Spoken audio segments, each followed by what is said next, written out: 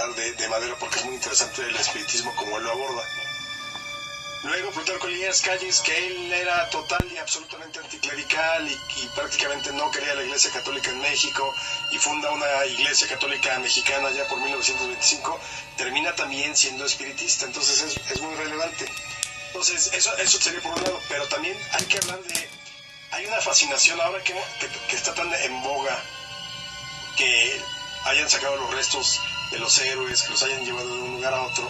Fíjate que hay una fascinación muy clara de la sociedad, de lo que podríamos decir es una morbosidad cívica.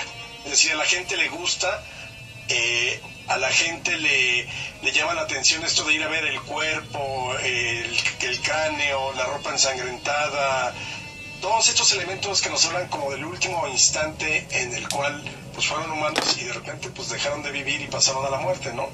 Ahora, entre esos, por ejemplo, así simplemente habría que pensar que, por ejemplo, en el México colonial, con todo este tipo de leyendas que había, desde La Llorona, La Mulata de Córdoba, la calle de Don Juan Manuel, donde todas tenían que ver con cuestiones sobrenaturales, aparecidos, muertos, pues La Llorona es típica, incluso se habla de una Llorona desde la época, unos años antes de la llegada de los españoles, que decían que era una mujer que iba gritando por las calles de Tenochtitlan, pues el típico ¡ay, mis hijos!, ¿no?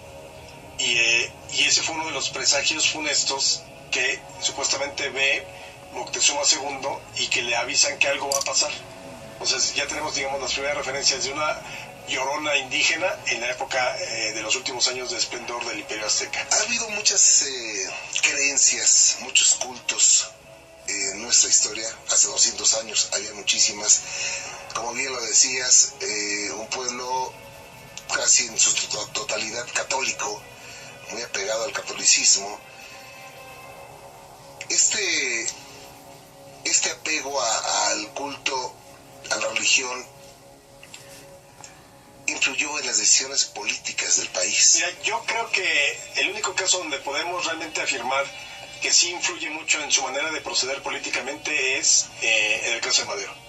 Madero es un personaje muy interesante. Él nace en 1873. Es el hijo primogénito de una de las familias más ricas del país. Eso nos queda muy claro. Va a estudiar a Europa y va a estudiar en Estados Unidos comercio porque pues, quiere su papá que regrese a hacerse cargo de la administración de las haciendas y demás. Curiosamente, en la segunda mitad del siglo XIX, el espiritismo está muy en boga. No es una religión, sino es una filosofía y así lo manejan los espiritistas. Y me refiero a que están en boga no como una moda pasajera. Quizá hoy el que te lean las cartas, incluso por SMS de teléfono o por teléfono o por internet, ya es como cosa de todos los días y hasta se presta a cierta farsa, ¿no? Pero en aquel entonces realmente sí hay una corriente muy importante en México y en el mundo de espiritistas. Oscar Wilde es espiritista, por ejemplo, Víctor Hugo es espiritista. Y hay una corriente muy importante que surge a mediados del siglo XIX en París, digamos, representada o encabezada por un hombre que se llama Allan Kardec.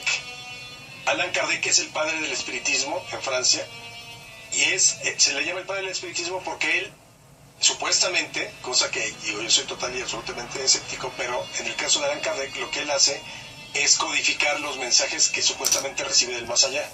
Entonces, a través de todas estas sesiones espiritistas que Allan Kardec realiza, pues va recibiendo mensajes y entonces publica, por ejemplo, los evangelios según el espiritismo, el libro de los muertos según el espiritismo.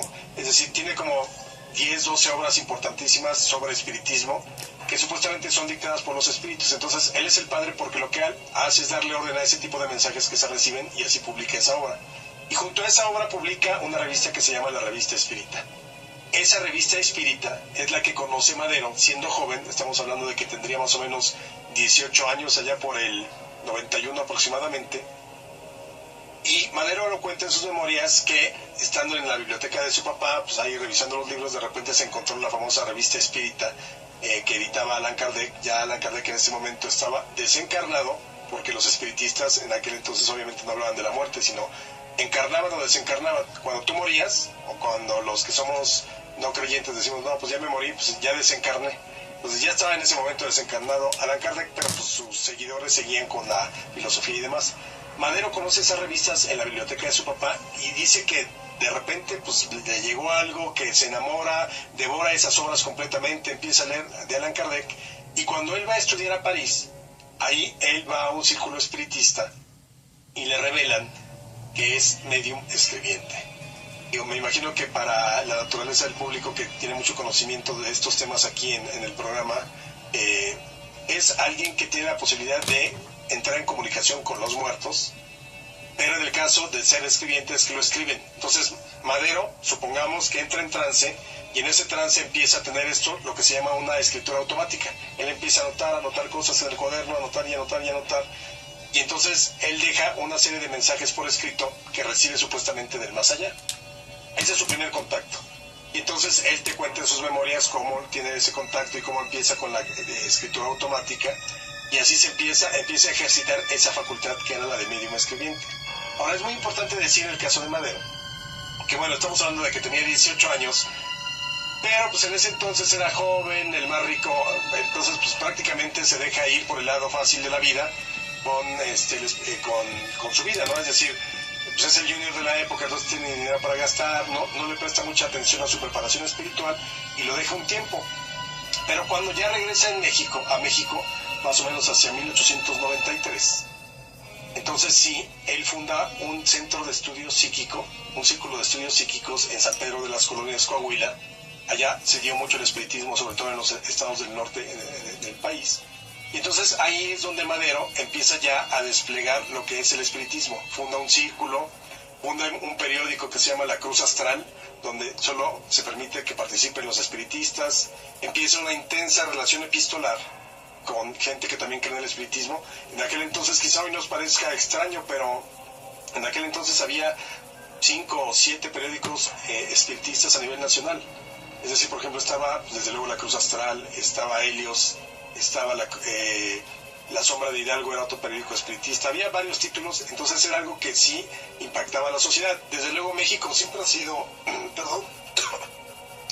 eminentemente católico, pero había una pequeña parte de la población que sí le entraba al espiritismo y asistía a congresos y asistía a conferencias y demás. Alejandro, dime, ¿hay algún factor histórico o antropológico que haga que los mexicanos se interesen por los temas sobrenaturales? Yo creo que simplemente es como suele suceder en distintas épocas. Uno está buscando responder preguntas, ¿no? Las grandes preguntas, ¿hacia dónde vamos? ¿Para qué venimos? ¿Por qué estamos aquí?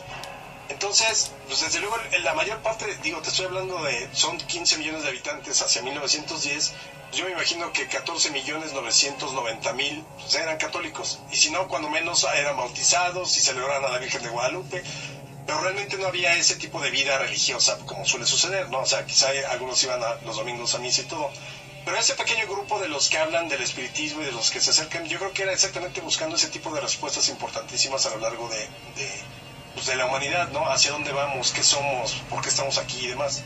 Entonces, creo que el espiritismo como filosofía lo que pretendía en ese momento era exactamente tratar de decirte, bueno, pues tienes que actuar bien, tienes que obrar bien, y de ese modo pues tu siguiente reencarnación, porque creen en la reencarnación, vendría hacia otro lugar. Ahora es muy importante decir, tú me preguntabas hace un rato acerca de cómo impactó, por ejemplo, las decisiones de Madero. Es muy interesante ver que Madero era espiritista y además, él recibe comunicaciones en 2 periodos, de 1901 a 1904, y el siguiente es de 1907 a 1908. Entre el periodo de 1901 a 1904, él tiene un guía espiritual que, de acuerdo a lo que podemos ver en los escritos espiritistas, y esos yo le recomiendo al público que los busque, están publicados. Yo tuve la oportunidad de investigarlos, de transcribirlos, y los publicamos en Editorial Clio hace ya varios años. Pero hay por ahí 2 o 3 ediciones en distintas cosas editoriales de estas comunicaciones que supuestamente son del más allá. Entonces Madero reúne todas estas comunicaciones, y su guía espiritual en esa primera etapa es el espíritu que se llama Raúl, que es muy interesante, haciendo simple y absolutamente una hipótesis, porque obviamente no hay manera de comprobarlo, e insisto, yo soy muy escéptico. Ese Raúl, de acuerdo a como lo describe Madero, pudo haber sido su hermano, un hermano pequeño que tuvo, que se había muerto unos años antes al chorreársele una lámpara de queroseno en la cocina. Entonces dice, él cuenta Madero en sus memorias que pues, murió de una manera terrible, pero que ahora era un espíritu que estaba ahí gravitando, y entonces él era el que le indicaba lo que tenía que hacer Madero en esos primeros años. ¿Qué es lo que tiene que hacer Madero? Pues prácticamente te podría decir que esas comunicaciones, si tú te pones a leerlas, pues aunque parece una ironía, no dicen nada del otro mundo. Es decir, no te dicen, mire, estoy viendo a Dios y San Pedro es así, los ángeles y los santos, nada. Lo único que le dice el espíritu de Raúl y algunos otros que se manifiestan a través de la escritura es que procure el bien. Y que, por ejemplo, trate de someter todas las pasiones físicas, las del cuerpo, al espíritu. Que se levante temprano para trabajar, que se acueste tarde trabajando, que no duerma la siesta porque la siesta atrofia. Los espíritus, el de Raúl le recomienda, por ejemplo, que no juegue pool, que era muy común en esos años. E incluso hay algunas comunicaciones donde los espíritus le dicen a Madero, de acuerdo, considerando o concediendo que pudieran ser los espíritus, le dicen que ya no vaya a los prostíbulos, por ejemplo. Entonces, todo ese tipo de formación espiritual es lo que pretenden los espíritus en esa primera etapa, de 1901 a 1904. Puras consejos así de orden moral, sé bueno, y entonces se convierte en homeópata y va con sus trabajadores y les da medicinas y los trata bien. Es decir, realmente hay una operación importantísima en términos de cómo debía ser Madero en esa primera etapa. Oye, bueno, pues seguramente te habrás encontrado con muchísimos datos macabros de la historia de México, ¿no? Mira, yo creo que podemos decir que se traslada la religiosidad, valga la expresión, la vida religiosa a la vida cívica. Entonces, por ejemplo, en la Nueva España era muy común que el 2 de noviembre prácticamente todos los templos de la Ciudad de México expusieran sus reliquias. Entonces te podías encontrar desde sangre de San Benito, el ojo de Santa Córdula, una canilla de San Felipe de Jesús, el diente de San Pablo. Es decir, hay descripciones increíbles donde verdaderamente la Ciudad de México se convertía en un gran relicario y la gente en ese Día de Muertos iba a las iglesias a ver esas reliquias. Incluso hay testimonios, francamente, yo no sé cómo sería una de las cabezas de las 11,000 vírgenes, que son parte de estas reliquias que supuestamente se exhibían en la Nueva España en la Ciudad de México. Entonces, una vez que México se hace independiente, transitamos de esa reliquia religiosa a la reliquia cívica. Entonces, prácticamente esta fascinación, este morbo cívico, viene pues de nuestra tradición católica, ¿no? De una tradición de sí ver, o sea, sí era interesante para el creyente ir a ver un pedazo de un diente de San José, por decir algo. Entonces, en el siglo XIX empezamos con una serie de hechos que desde luego hoy nos dicen que son macabros, y para mucha gente es muy macabro, por ejemplo, haber visto desfilar los restos de los héroes de la independencia, porque se alcanza a ver el cráneo, porque se alcanza a ver el fémur, porque se alcanza a ver los metatarsianos y demás.